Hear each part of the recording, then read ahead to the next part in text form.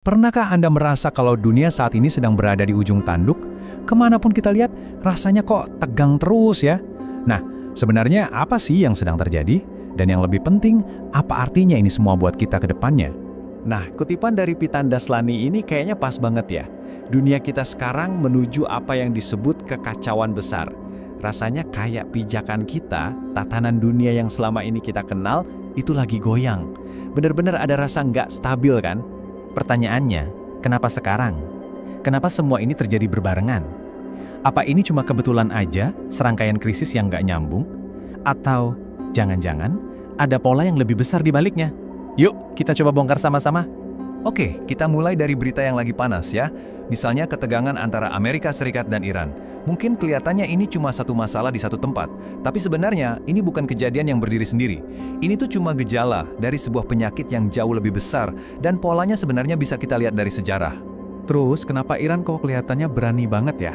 Nah, ini dia rahasianya. Mereka itu punya kartu as, simpanan uranium yang diperkaya dan jumlahnya nggak ada yang tahu pasti. Ini bukan gosip loh, ini sudah dikonfirmasi langsung sama Kepala Badan Tenaga Atom Internasional, Rafael Grossi. Dan hebatnya lagi, material ini disimpan jauh di bawah tanah, jadi aman banget dari serangan bom. Inilah yang bikin Iran punya daya tawar dan pede untuk melawan. Oke, dari kasus Iran tadi, coba sekarang kita mundur sedikit. Lihat dari gambaran yang lebih besar. Ada loh sebuah teori sejarah yang bisa bantu kita ngertiin kenapa hal-hal kayak gini terus terjadi. Namanya jebakan Thucydides. Jadi, apa sih jebakan Thucydides itu? Gampangnya gini, ini adalah situasi berbahaya yang selalu muncul ketika ada sebuah kekuatan baru yang sedang naik daun dan mulai mengancam kekuatan lama yang sudah berkuasa. Nah, si penguasa lama ini jadi ketakutan, dan rasa takut inilah yang seringkali jadi pemicu perang. Dan ini bukan cuma teori kosong loh, angkanya cukup bikin merinding. Coba bayangin, dalam 500 tahun terakhir, situasi kayak gini udah terjadi 16 kali. Dan dari 16 kasus itu, 12 diantaranya berakhir dengan perang. 12! Itu artinya kemungkinannya besar banget kan buat terjadi konflik? Jadi begini cara kerjanya. Si kekuatan yang lagi berkuasa biasanya jadi santai, terlena karena merasa dominan. Nah, di saat yang sama, si kekuatan baru ini tumbuh pesat banget. Ini bikin si penguasa lama jadi takut. Rasa takut ini akhirnya mendorong negara-negara lain untuk bikin aliansi dan mereka nunggu momen yang pas buat nyerang pas si raksasa ini lagi lengah. Biar lebih kebayang, yuk kita balik ke cerita aslinya. Kenapa sih namanya jebakan Thucydides? Nah, ini semua berawal dari konflik kuno antara dua kekuatan besar, Athena dan Sparta. Jadi ceritanya begini. Dulu itu Athena bisa dibilang negara adidaya. Keren banget, sampai bisa mengalahkan pasukan Persia yang super besar. Tapi, ya itu dia, kemenangan besar ini justru bikin mereka jadi sombong dan lengah. Di sisi lain, Sparta dan sekutu-sekutunya ngeliatin kekuatan Athena yang makin besar ini dengan rasa was-was. Mereka nunggu momen yang tepat, dan begitu Athena lengah, bam, mereka menyerang. Nah, ini contoh paling klasik dari jebakan Thucydides.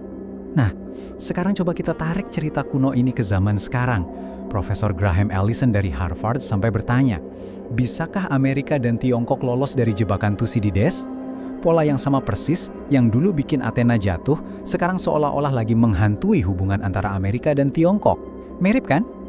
Oke, selain jebakan Thucydides, ada satu lagi cara pandang yang menarik.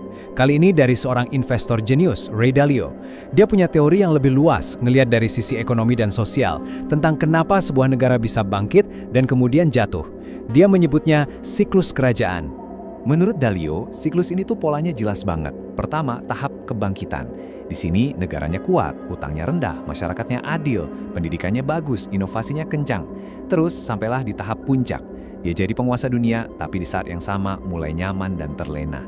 Nah, dari situ mulailah tahap kemunduran. Utang numpuk, inovasi mandek, dan konflik di dalam negeri mulai banyak. Nah, ini poin pentingnya. Menurut analisis Ray Dalio, kalau kita lihat dari pola-pola ini, Amerika Serikat sekarang sudah menunjukkan semua tanda-tanda ada di fase kemunduran. Atau dengan kata lain, sedang dalam perjalanan turun gunung.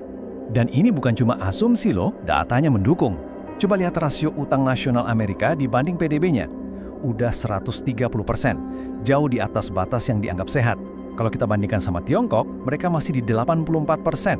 Nah, yang lebih ekstrim lagi, Jepang, angkanya sampai 237%. Wow.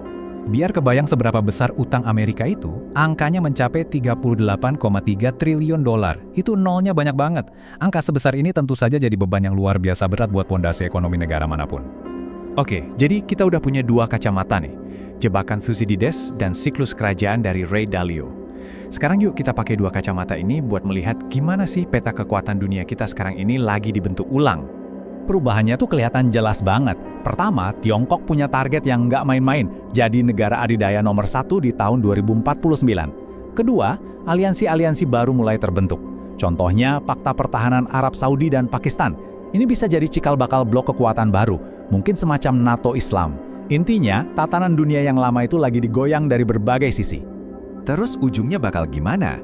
Nah, Ray Dalio memprediksi ada 3 kemungkinan skenario ke depan. Skenario pertama, yang paling kita harapkan, adalah koeksistensi damai, di mana semua negara besar bisa bekerja sama. Skenario kedua, yang lebih mungkin terjadi, adalah dunia terbelah. Jadi ada 2 kubu yang saling bersaing, misalnya Barat lawan Timur. Dan yang ketiga, skenario paling buruk, adalah tatanan dunia bencana, aturan internasional runtuh, dan konflik terjadi di mana-mana. Ini membawa kita ke pertanyaan terakhir yang paling penting. Kita udah lihat kan, sejarah itu polanya berulang terus. Ada rasa takut, ada kelengahan, ada kebangkitan, ada kejatuhan. Pertanyaannya, apakah kita ditakdirkan untuk mengulangi kesalahan yang sama? Atau mungkinkah kita bisa memutus siklus ini? Nah, itu pertanyaan yang mungkin jawabannya ada di tangan kita semua.